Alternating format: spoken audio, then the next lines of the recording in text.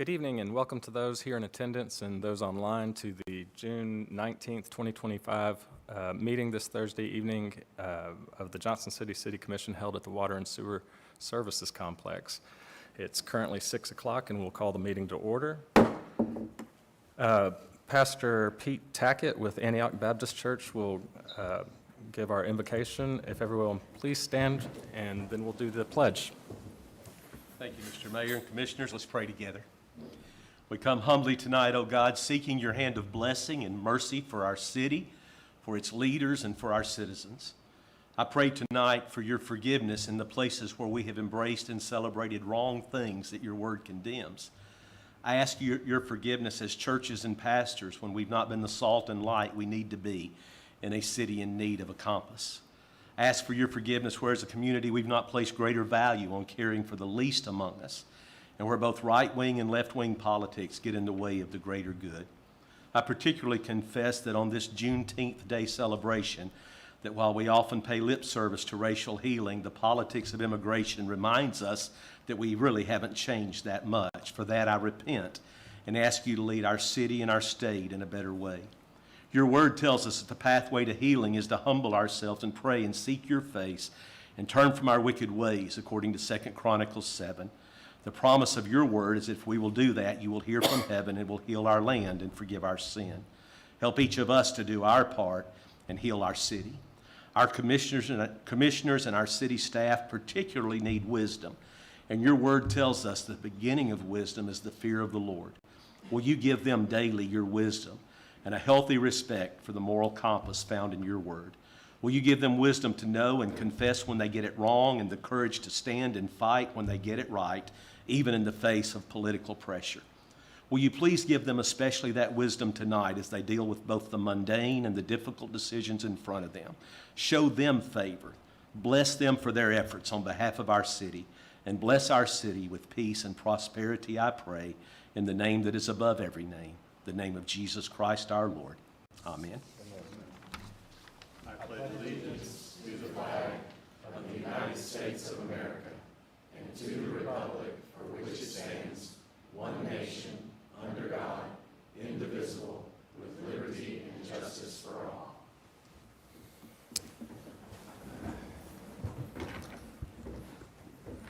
Ms. Ball. Yes, Commissioners, the first order of business is the approval of the minutes from the previously scheduled meetings. Item 3.1 is to consider approval of the minutes for the regularly scheduled City Commission meeting held on Thursday, June 5th, 2025. Move approval. Is there a second? Second. Ms. Laus? Commissioner Brock? Yes. Commissioner Fowler? Yes. Commissioner Wise? Yes. Mayor Hunter? Yes. Ms. Ball? Item number 3.2 is to consider approval of the minutes for the special call City Commission meeting held on Thursday, June 12th, 2025. Motion? Move approval. Is there a second? Second. Ms. Laus? Commissioner Brock? Yes. Commissioner Fowler? Yes. Commissioner Wise? Yes. Mayor Hunter? Yes. Commissioners, the next item is proclamations, resolutions, and presentation. As the mayor makes his way down in front of the front, the first order of business is recognition of the Johnson City Leadership Academy graduates. And as those graduates will come to the front, Melanie Rice, our Human Resource Director, will join the mayor at the front.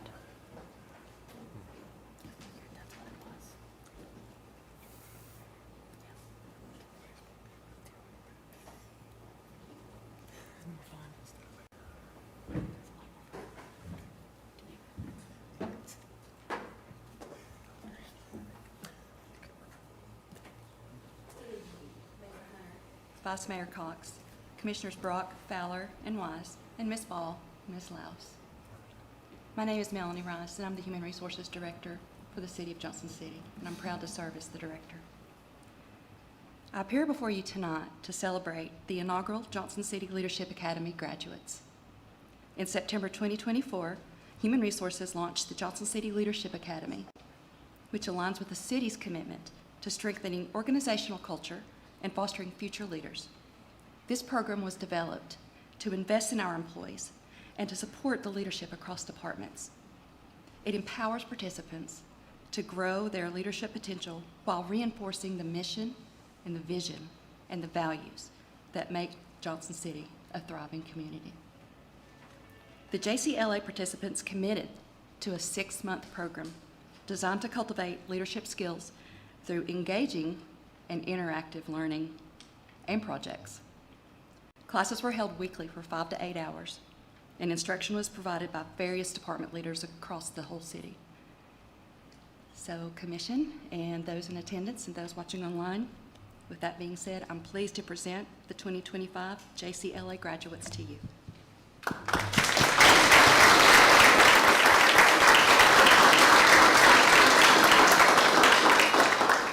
I also have with me today Juan Cardona Santiago. He is our talent acquisition and retention specialist, and he's going to be participating in handing out the diplomas. Thank you. Can we get everybody to scoot down a little bit so that you're all on the YouTube? Oh, All right, you want to? okay. Anna Baker. Anna is an administrative assistant with Public Works.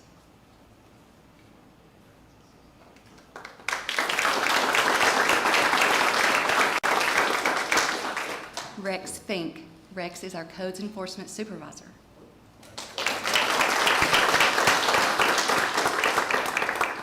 Timothy Hensley, Police Department, CID.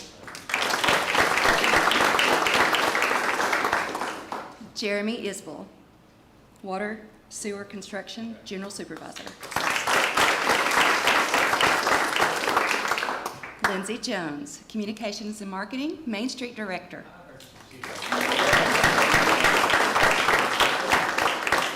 Brandon Jordan, Fire Lieutenant.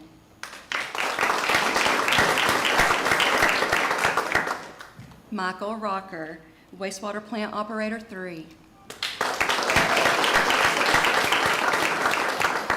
Garrett Townsend, Fleet Maintenance Supervisor, Fleet. We do have 3 students who were unable to be here tonight, but I would just like to mention their names very quickly.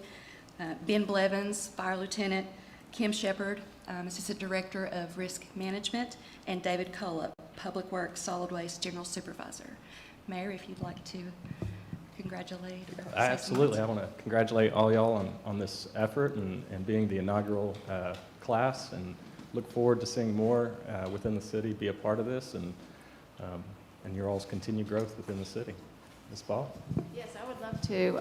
I also, this was a huge dedication of your time, a lot of effort and energy that went into this. I hope you found it useful, beneficial. It also demonstrated to the city that you want to grow in the city and that you want to be able to continue your career with the city, and it went noticed by your supervisors as well as the people who taught the classes. So a huge thank you to you all for your time, effort, and energy. And I think during the course of it, one of the things I heard from you all is that you really bonded together and you created great friendships that will continue on. So again, I say thank you to you all for making this happen.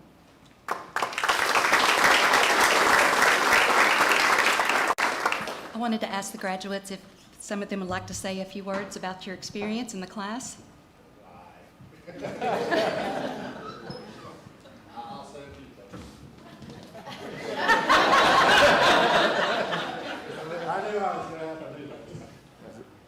Well, I do, again, they were absolutely right. It was great to meet all these people and all the people who taught us. It was fantastic. Thank you. Short.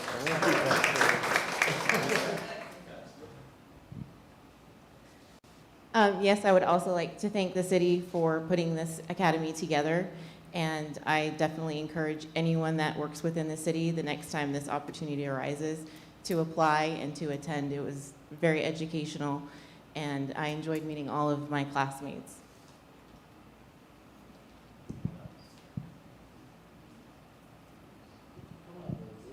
You always got something to say.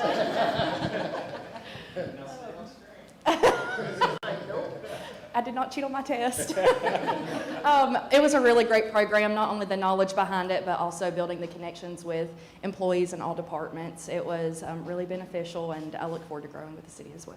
So thank you, HR, for putting it together. Thank you. Thank you, guys.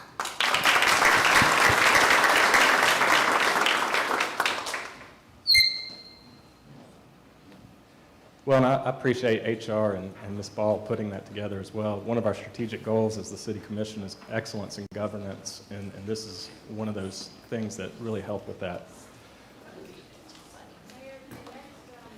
What we have is a retirement resolution recognizing First Tennessee Development District Deputy Director Ken Ray for his retirement. Come on up, Mr. Ray. I'm going to read this resolution. Whereas Ken Ray has devoted 39 years to the First Tennessee Development District, which includes 15 years as Deputy Director for Economic and Community Development, advancing the region's infrastructure and economic vitality through visionary leadership. And whereas Ken has long upheld the guiding principle to do the best you can for your communities, a philosophy that has shaped his career and elevated the quality of life for thousands across the region. And whereas Ken built the Economic and Community Development Department from the ground up and secured more than $332 million in funding for 852 projects since 1989, expanding infrastructure and access to services for thousands, including water line extensions reaching over 4,000 residents. And whereas Ken played a key role in major capital projects in Johnson City and Washington County, including water, sewer, and electric infrastructure for industrial development, and helped secure funding for water and wastewater facility improvements, sewer rehab, and the ARP grant reimbursements. And whereas his leadership has left a lasting impact on regional economic development, improving quality of life and strengthening opportunities for future growth. Now, therefore, I, John Hunter, Mayor of Johnson City, do hereby recognize and honor the career and retirement of Ken Ray and encourage all citizens to join in celebrating his legacy of service and commitment to the First Tennessee Development District and Johnson City. Ken? Ken?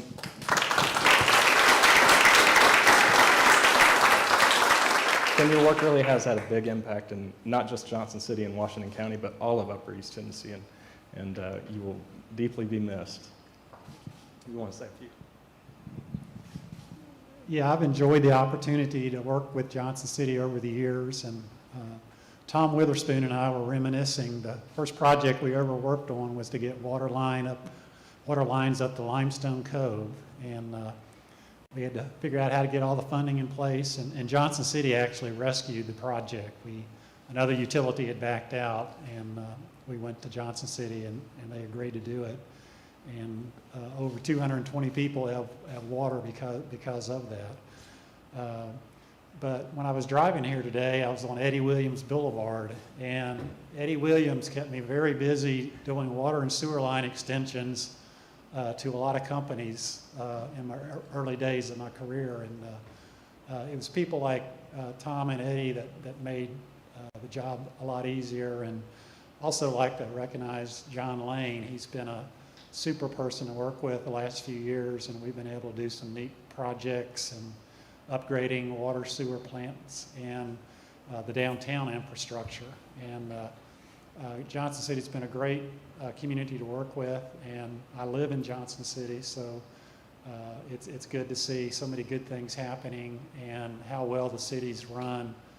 And I'm very proud to be a resident in Johnson City. Congratulations, Ken. We appreciate you.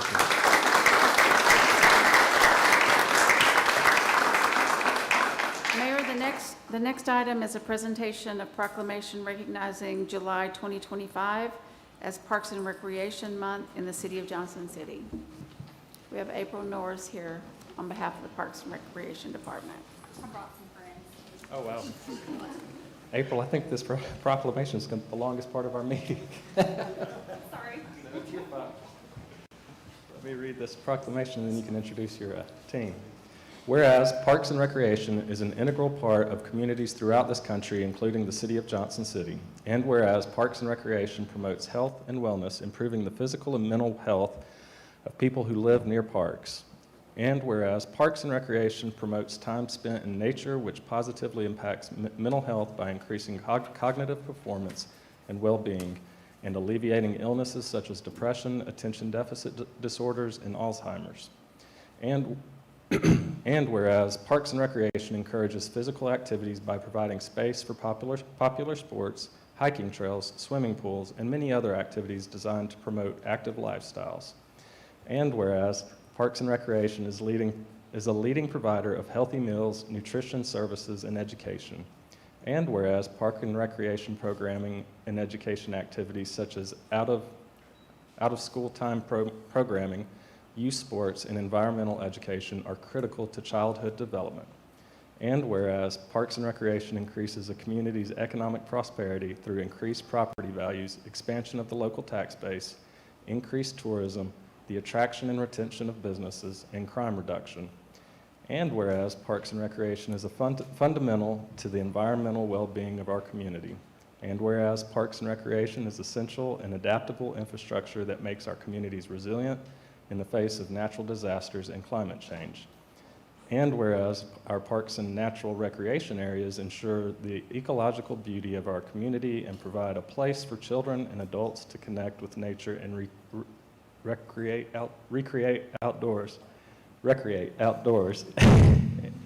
And whereas the U.S. House of Representatives has designated July as Parks and Recreation Month. And whereas the City of Johnson City recognizes the benefits derived from parks and recreation resources. Now, therefore, I, John Hunter, Mayor of Johnson City, do hereby proclaim July 2025 as Parks and Recreation Month in Johnson City.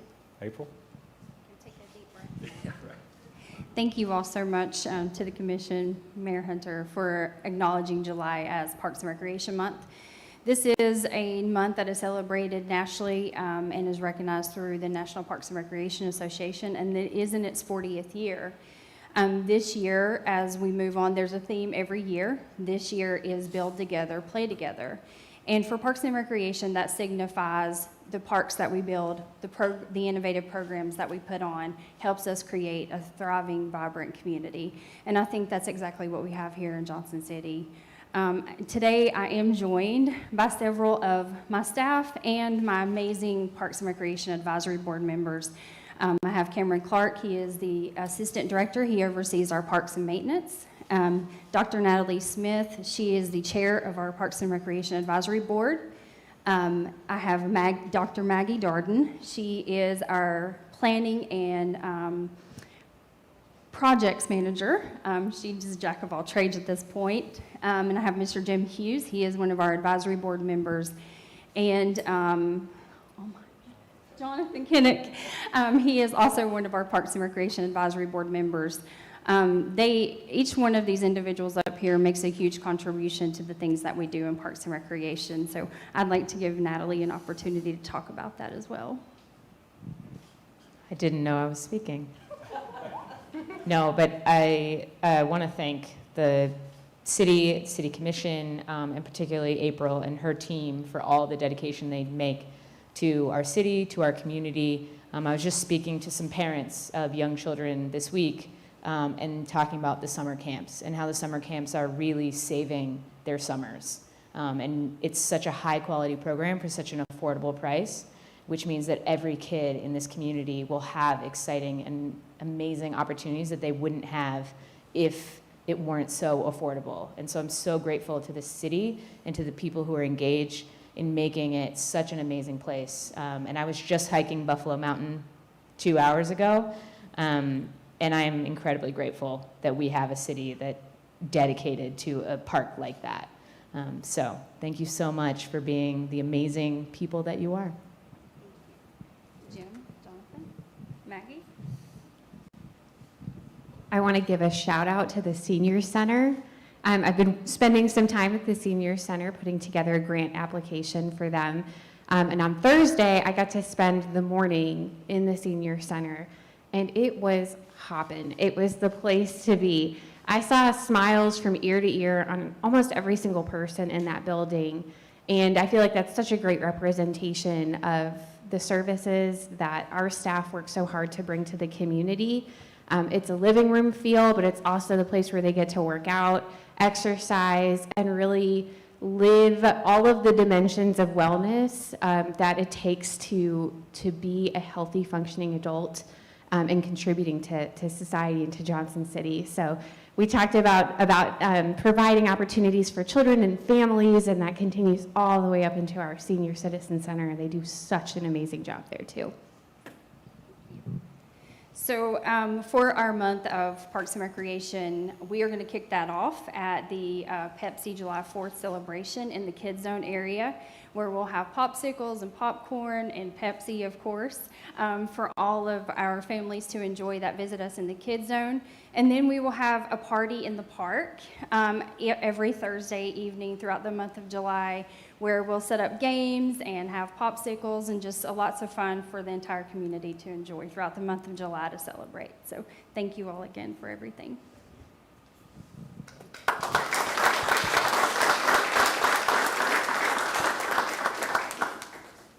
Mayor, the next proclamation is a presentation recognizing the month of June as Alzheimer's and Brain Awareness Month.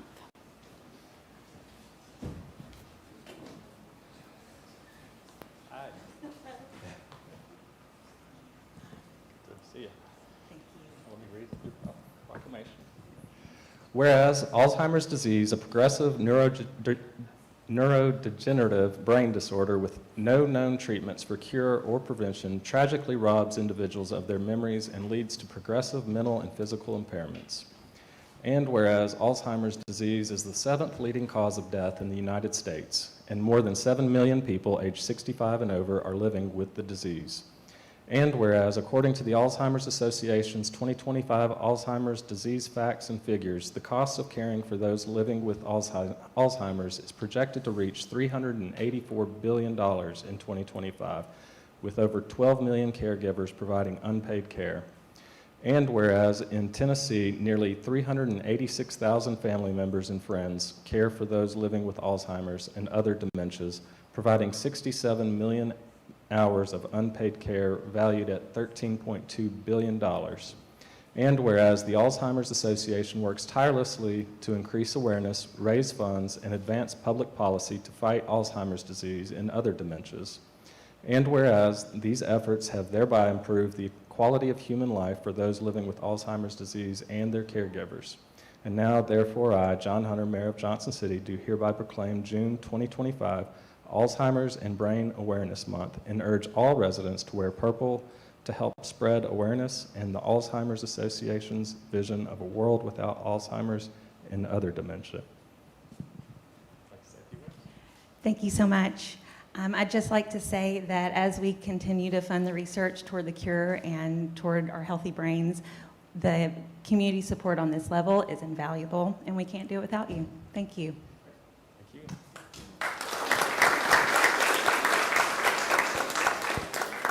And Mayor, we finally want to recognize the 4th of July coming up in a presentation for the 38th Annual Pepsi Independence Day Celebration and Fireworks. We have Matt Stone here with Pepsi-Cola. Yep. So, as you all know, earlier this week, we made the announcement for the 38th Annual Pepsi Independence Day Fireworks Show and Celebration over at Freedom Hall. This is sponsored, presented by Food City. So I do want to say thank you so much for giving me a couple minutes here to promote our event again, and obviously invite all you guys to come out to the event as always. So just take a couple minutes to talk about the event. You know, we added a couple things this year, so we're going to start things earlier in the day at around 11 o'clock. That morning, we're going to have a Little Miss Pepsi Firecracker pageant for 8 kids, girls ages 2 to 12. So we thought, you know, that would be something, a nice additive who don't want to have a beauty pageant on the 4th of July, right? So we added that, and then we're going to open up the food trucks are going to open up an hour earlier this year. So they're, you know, we're going to start that at 3. So there'll be, you know, a little bit of a gap there between you know, the morning pageant and the food trucks. And then right after that at 4 o'clock, as mentioned earlier, the Kids Zone will open right on the tennis courts there right across from Freedom Hall. And tons of activities there for the kids. You know, to keep, them happy, and, hopefully a lot of kids will come out to this event with a couple of the events we've added. And then also this year, we've added a touch-a-truck, where there'll be a fire truck, a police car, and an ambulance there on site where kids can, walk around, touch it, and I've been told they can get up in it and, kind of climb around on it and things like that. So we thought that was pretty cool as well. And then, right after that, at around 5:30, the WJHL radio station will be there. They'll be set up, doing their presentation and actually registering folks there on site for the grand prize that I'll talk about here in just a few minutes. And then at 6 o'clock, from 6 and up until about 8:25, that we have 3 amazing music acts this year. And the headliner being this year at 8:25 is a artist from Sevierville that we are super excited about having at this event this year, Chase Matthew from, like I said, Sevierville, Tennessee. So really, really excited about that. And then after he comes off at 9:40 is the Great American Giveaway. So, there's going to be 15 contestants up on stage that are going to have the opportunity to win a year's supply of groceries, a year's supply of gas, or a year's supply of Pepsi, from Food City. Okay, so that's going to be great. And then at 10 p.m., Mr. Mayor, thank you for coming to the event, coming and kicking off the fireworks show for our wonderful city here. And then once the mayor does that, right at 10:05, there's going to be an amazing fireworks show. And again, this is the 38th year that we've been doing this in the city of Johnson City. So we are super excited about this year's event. Again, no better place that this is a great place to have an event like this. And thank you so much for your years of support and letting us, do this with the city. And Mark and his team's been phenomenal through the years. Wonderful venue to have this. So, at this time, I want to say this event's free, okay? There's free music. All kinds of free stuff for the kids to do. Someone's going to win a lot of prizes, and it's going to be an awesome event. So I want to welcome you guys. We have some passes here for you this evening. And, if you need more, let us know. But like I said, I really am excited about this year's event. And like I said, it's free, so load up the family. Throw the kids in the back of the truck and come on out to Freedom Hall. And I think you guys are going to be in for an awesome event. Okay, so thank you so much for giving me just a couple minutes tonight. Okay? Absolutely. You want to say anything? We really want to say thank you to Pepsi and to Food City, and having been to not all of them in 38 years, but a lot of them. It's just an exciting evening, and I think one of the things that I enjoy most is seeing all the people come together and to really celebrate this great nation. So thank you again, and your whole team is just wonderful. I know, Mark, you probably appreciate that too, the work y'all do with that, and the food's good. I mean, just everything's planned to a T, and we want to thank you for that, and hope to see you that night as well. Yeah, thank you. It's going to be so much fun, and like you said, it's a wonderful family event, and what a great place to have it. So we hope that everyone will come out and enjoy the festivities, and we look forward to seeing all you guys there. Okay, thank you so much. Rex? No rain. And if it does rain, we got a really good weather plan, so it's going to be a safe environment. Rex, I'll echo Commissioner Brock's thankfulness for your all's commitment and Food Cities as well. 10 o'clock's pretty late for me. I'll probably have to have a Pepsi to pep me up, but there'll be plenty of that. I'll be there. Yeah, that's pretty late for me too. So, and it's a good thing it's on Friday because I'm taking the next week out for vacation. I'll need it. But no, thank you so much. Thank you. Thank you again. Yeah. Commissioners, we have one person signed up for public comment. Do I read the ordinance or no public comment? For the public comment, okay. Our person on the list to speak is Sylvan Bruni. If you'll come forward. And you know the rules. So. That's really cool stuff, right? The budget, matches Pepsi. So Commissioner Brock Wise, and Fowler, Mayor Hunter, Manager Ball. Thank you for the opportunity to speak on the topic of the Johnson City budget, which will be voted upon tonight in the third reading of Ordinance 4918-25. So since we are celebrating Juneteenth today, I'll take the opportunity to start with a quote that's often attributed to Dr. King, which goes, "Budgets are moral documents." It highlights the idea that a budget reflects our priorities and our values by showing where resources are allocated and what is considered important. So I have 4 questions for informative purposes, stemming from a review of the detailed budget documents that are available to the public.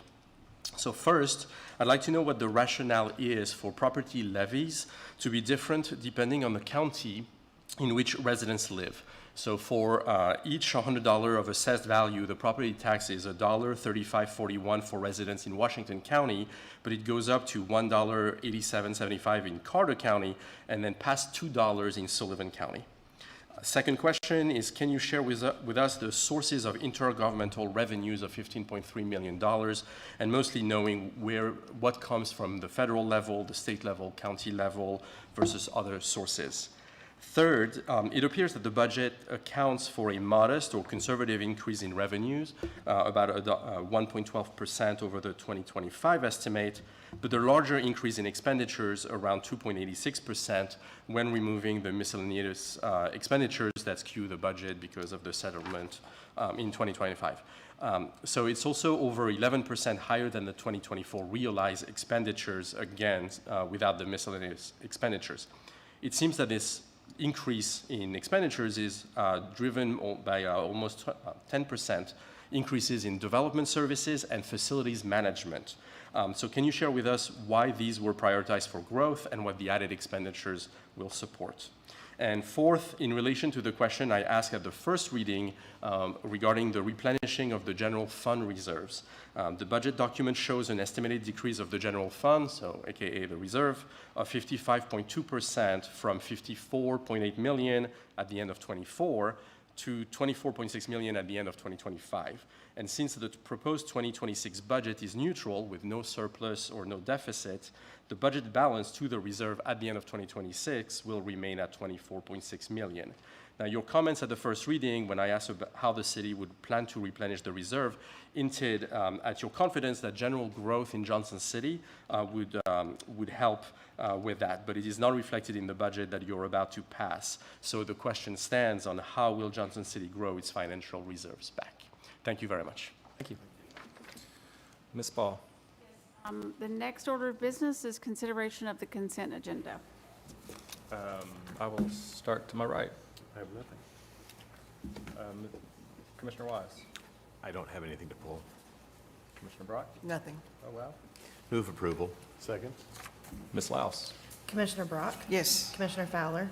Yes. Commissioner Wise? Yes. Mayor Hunter? Yes. Ms. Ball. The next order of business is consideration of an ordinance 4919-25. This is the second reading and the public hearing for an ordinance to amend Article 6, which is the use requirements by district, and Article 11, parking regulations of the City of Johnson City, Tennessee zoning ordinance as it relates to B2, Central Business District, B3 supporting Central Business District, and the WWD West Walnut District. Thank you, Ms. Ball. Good evening, Mayor, Commissioners, Bryce McNamer, Planner 1. This is the second reading and public hearing of a text amendment to the Johnson City zoning code involving downtown districts and parking. Like I said, there will be a public hearing this evening, moving on to third reading next July. This text amendment, there are 5 simple bullet points within this ordinance. First of which is removing the requirement of additional setbacks for residential uses in the B3. Second, allowing exemption from minimum parking spaces for existing buildings in the B3 upon meeting some additional criteria. Third is clarifying the applicable parking regulations in B2. Fourth is creating a minimum parking space standards for multifamily residential uses in the B3. And we will see that there is one change that has been proposed by staff and adding West Walnut District to this table. And fifth and finally is requiring all parking to be paved and painted in all 3 downtown districts, those being B2, B3, and West Walnut. So looking at the code reading, and the full code readings can be found within the staff report. However, the one change that was made is in 11.3, the required parking space table, multifamily dwelling units. In the B3, adding West Walnut District, the required space requirement being 1 space per dwelling unit. Upon that, staff recommends approval of the proposed amendment with the addition of West Walnut in the table. Move approval. Oh, public hearing, right? Oh, sorry. Yes, Sorry. you're right. I will open the public hearing for anybody wishing to speak for, against, or neutral to this issue. Hi, Sylvan Bruni, 166 Garland Way, Johnson City. Very quick question. At the last reading, a gentleman from the community showed up and had some very good feedback and some suggestion based on research and some technical details to improve this. So my question is simple. Was that taken into account and reviewed with him to improve what is being voted on tonight? Thank you. Thank you. Move approval. Second. Any comments or? Yeah, I think the feedback at the last meeting was positive about this, and the comment was that there were more expansive opportunities to improve the code around parking. So I think it's not an either or, it's a both and. This is just one piece of the puzzle.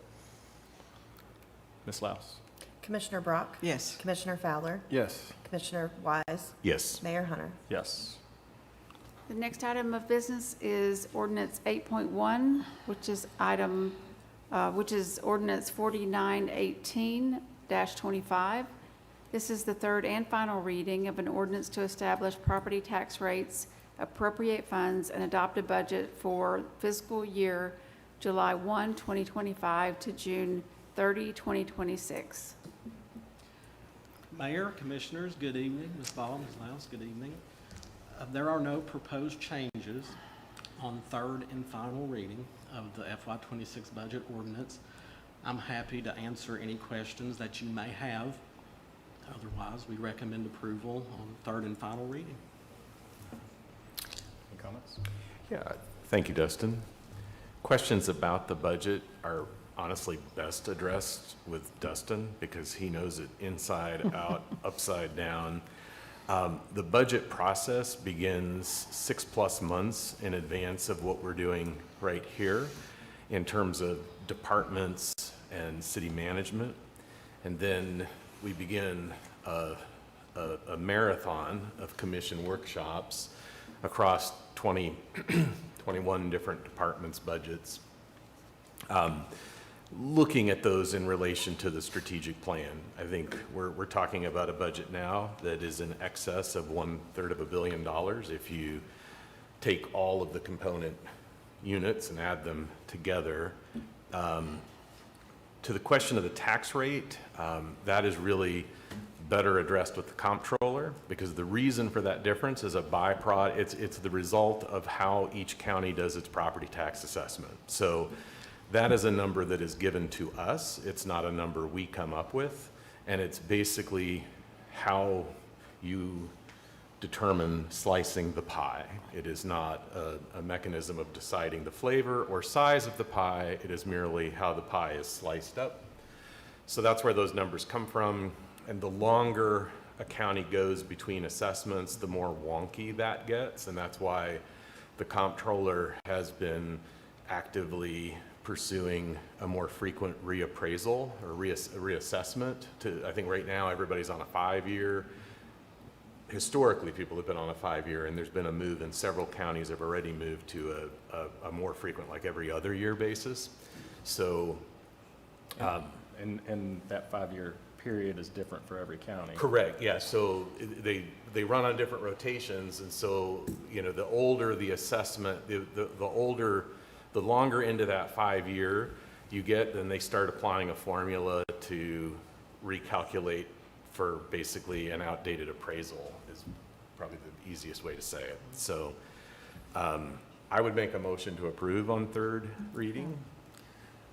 I think we already, I'll I'll second, but I sorry. would like to say, when you see the 3 different amounts for Johnson City in Sullivan County, Johnson City in Carter County, Johnson City in Washington County. So Sullivan County did their reappraisal 2 years ago? This year. This year, okay, this year. We did ours. As did Washington County, but Carter County did not. So there are differences, you know, simply because of the reappraisal as well.